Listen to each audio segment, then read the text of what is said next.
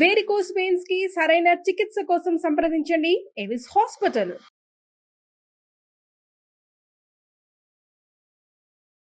నమస్తే గురుగారు. ఓం శ్రీ మహాగణాధిపతయే నమః.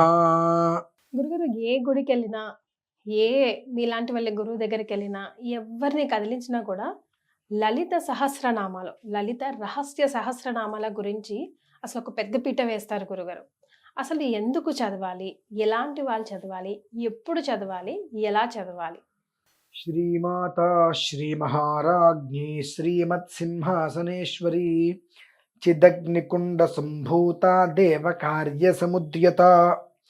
ఈ లలితా సహస్రనామం మొత్తం 183 శ్లోకాలు. ప్రతి శ్లోకంలోనూ 32 అక్షరాలు, 8 తోటి కూడింపబడుతుంది మొత్తం అంతయు కూడా. ఒకటి. ఇకపోతే 2 ఏంటంటే అమ్మా, పక్షిరాజము అంటే గ్రద్ద, తీర్థరాజము అలానే చక్రరాజము. చక్రరాజము అంటే శ్రీచక్రమమ్మ. అంటే ఈ యొక్క శ్రీ యంత్రము శ్రీచక్రాన్ని మించింది ఇంకా ఎక్కడా కూడా యావత్ ప్రపంచంలో ఎక్కడా కూడా శ్రీచక్రాన్ని మించినటువంటి యంత్రస్థితి ఎక్కడా లేదు. అంత గొప్పది అది. ఎందుకంటే ఆ శ్రీచక్రంని సింహాసనంగా అమ్మవారు కూర్చొని, అమ్మవారు సింహాసనంగా చేసుకుని కూర్చుంటారు దాని మీద. అది ప్రధానంగా మనం తీసుకోవాలి. ఇకపోతే 2, ఏ ఆలయానికి వెళ్ళినా సహస్రనామార్చన అంటే అమ్మవారి గుడికి ఐం హ్రీం శ్రీం శ్రీమాత్రే నమః అని చేస్తారు. మనకు 64,000 పీఠాలు ఉన్నాయి, మా శక్తి పీఠాలు. 64,000 మనకు తెలిసింది 18. అంతే కదా, మాది ఇంకొన్ని తెలిసేమో. 64,000 శక్తి పీఠాలు ఉన్నాయి. ఈ 64,000 శక్తి పీఠాలకి కూడా చతుషష్టి కళారాధ్య అని చెప్పి మనకు లలితా సహస్రనామంలో ఒక శ్లోకం ఉంది. 64 అంటే చతుషష్టి. ఈ 64 కళలు ఎలా అయితే అంటే 64 కళలకు మూల ప్రాధాన్యత లలితా సహస్రనామం. 64 శక్తి పీఠాలకు మూలాది దేవతగా మనం ఆరాధించేది మళ్ళీ లలిత. ఎందువల్ల మనం అలా ఆరాధిస్తుంటామంటే లలితా సహస్రనామం మొత్తం కూడా రహస్య బీజాక్షర నిధి. బీజాక్షర నిధి. కొంతమందికి బంగారు నిధులు గనులు దొరుకుతుంటాయి, దానికి కొన్ని కోట్ల రెట్లు ఫలితం అమ్మా ఇది. నిధి, బీజాక్షర నిధి, ఇదంతా కూడా అంత గొప్పది లలితా సహస్రం. అందులోనూ కూడా 4వ శ్లోకం ఉంటుంది. ఆ 4వ శ్లోకం అనేటువంటిది అష్టమి చంద్ర విభ్రాజ.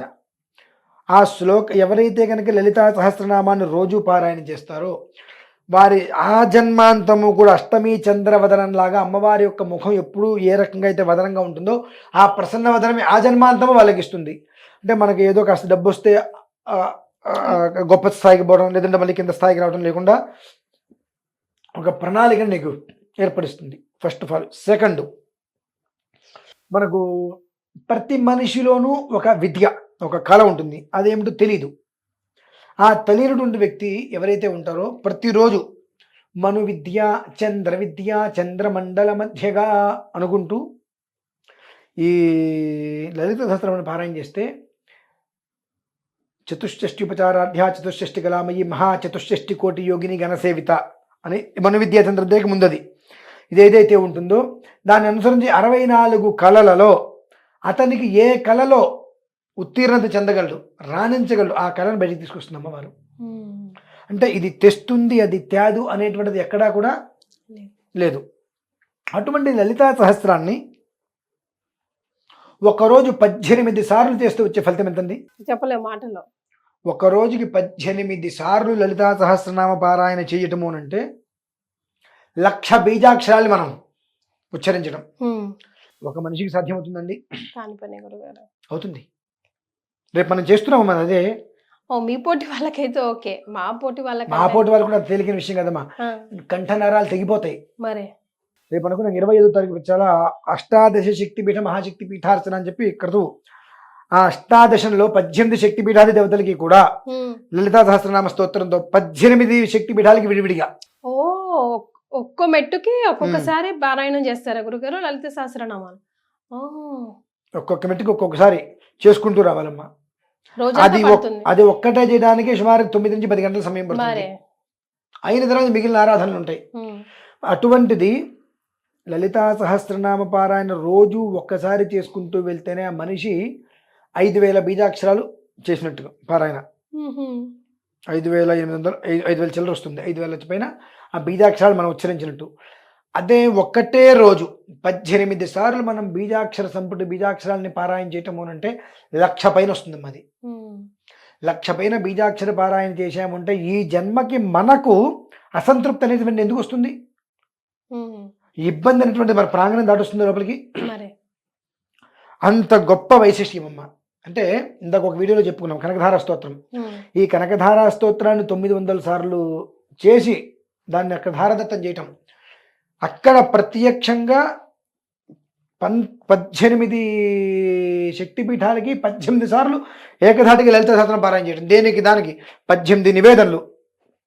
అది కొబ్బరికాయ, అరటిపండ, ద్రాక్ష పండ తర్వాత, కానీ దేనికి దానికి ధూపదీప నివేదనలతో 18 విడివిడిగా 18 సార్లు లలిత సహస్రనామ పారాయణ కూర్చొని సంధ్యా సమయం వరకు మనం చేయగలుగుతున్నాము అంటే ఆలోచించుకోండి ఒక్కసారి. మరి ఏ జన్మలో ఏం చేసుకున్న పుణ్యమో గురుగారు.